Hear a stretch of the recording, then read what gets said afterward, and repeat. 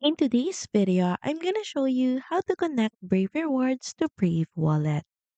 Start by opening up the Brave browser, then click on the bat triangle icon at the top right.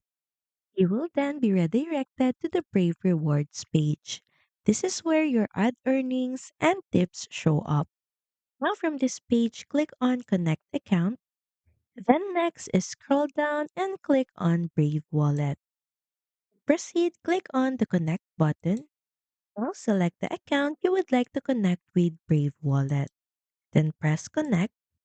Next, you will be prompted to create a BAT account on Solana, so click on create BAT account. Next is approve the transaction. Now from this small window, click on the connect button. Once again, press connect. Now once your account is verified, you can now transfer your BAT into your Brave wallet like any normal crypto transaction. So that's pretty much it. Thank you very much for watching this video, and I'll see you again on the next one. Bye!